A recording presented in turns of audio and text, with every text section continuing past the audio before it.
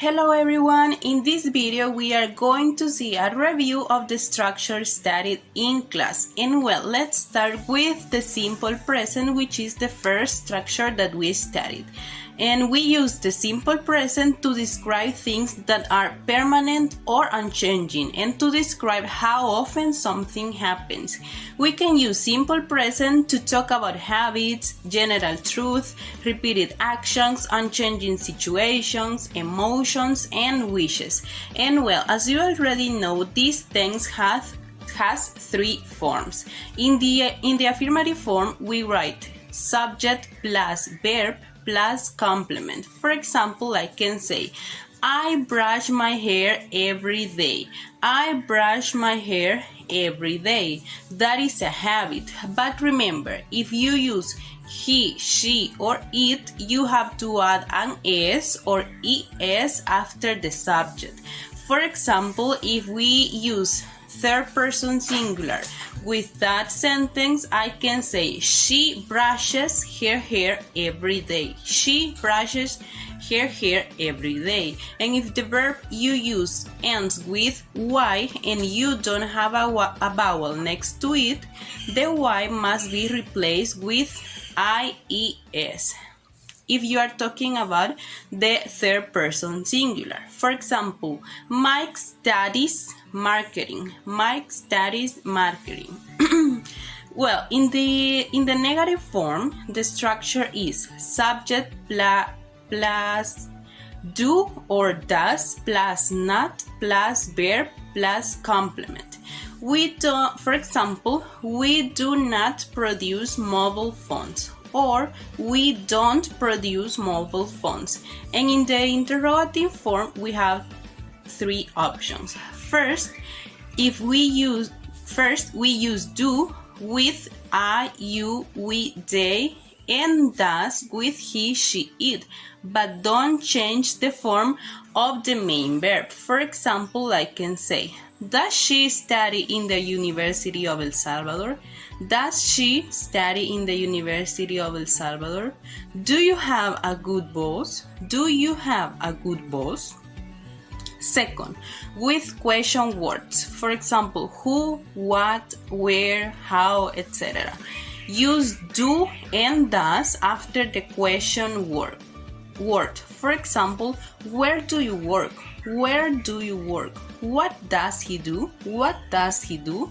And third, to give a short answer to questions in the simple present, use do or does or doesn't or don't plus the subject. For example, do you work for a multinational company? Do you work for a multinational company?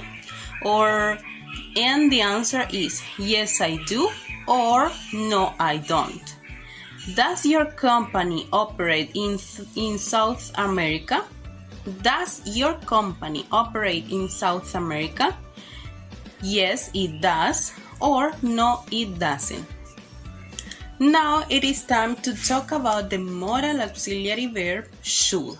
And keep in mind that this auxiliary verb is invariable because it only has one form. As I said in one class in the past, it is not like can, that in the past is could.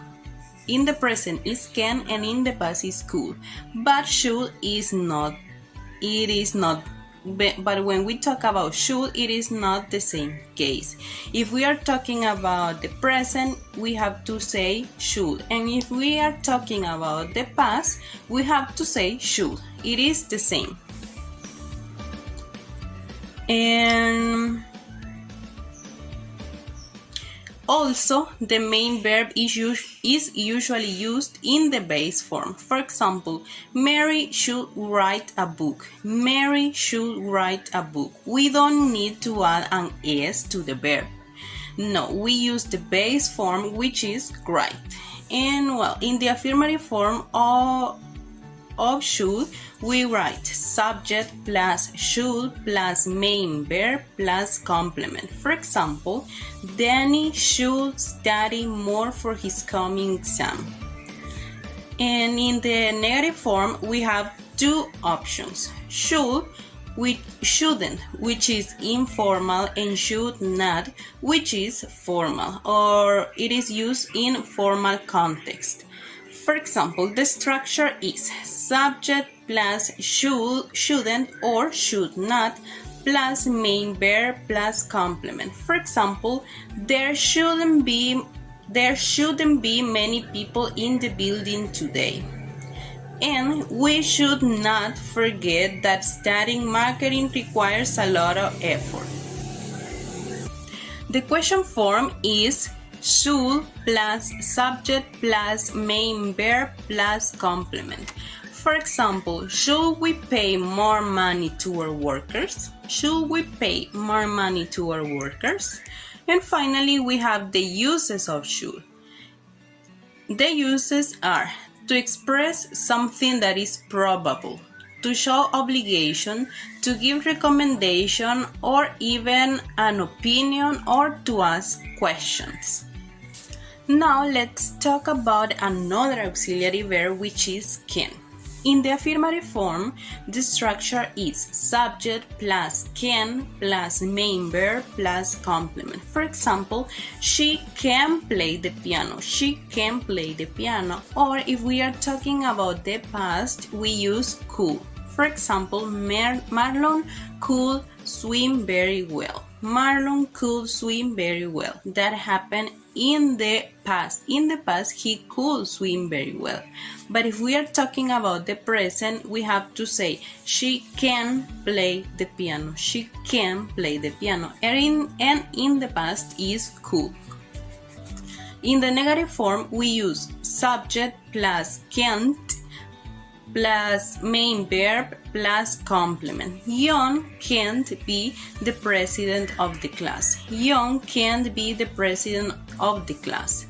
And in the interrogative form, the subject and can change position to form questions. And the structure is can or can't plus subject plus main verb plus complement plus question mark. Please don't forget to use the question mark, because if you don't put that mark at the end, you are not asking a question. An example is, can you help me? Can you help me? Can you play the guitar? Can't you play the guitar? And the uses are to ask or give permission, to talk about ability, to talk about general truth, to express possibility, to make requests, to stop someone or to stop doing something, and to make offers. And now, as I said in the last video we sent you, we have many options to talk about the future, but there are times when one is preferred over the others.